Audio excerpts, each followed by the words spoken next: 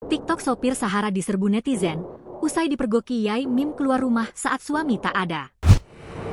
Konflik Yai Mim dan Sahara kini menyeret nama Agil yang diketahui menjadi sopir mobil rental dari usaha yang dijalani Syofwan.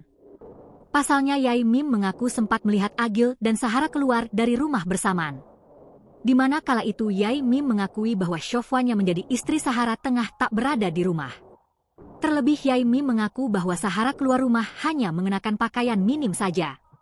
Ya pas malam kejadian yang parkir di depan pintu, jadi Mbak Sahara dengan pakaian minim keluar bersamaan dengan Agil dari rumah. Satu rumah di saat Pak Syofwan lagi tidak pulang, ungkapnya yang dikutip kilat.com dari kanal YouTube Curhat Bang Denny Sumargo yang dibagikan pada 29 September 2025. Tak pelak banyak orang yang penasaran dengan sosok Agil. Imbasnya kini akun TikTok Agil mulai dihujani banyak komentar. Agil diketahui memiliki akun bernama Agil dengan 1.820 pengikut. Akun Agil tampak membagikan unggahan terakhirnya pada 5 hari lalu. Tampak pengguna TikTok pun membanjiri komentar di unggahan Agil tersebut.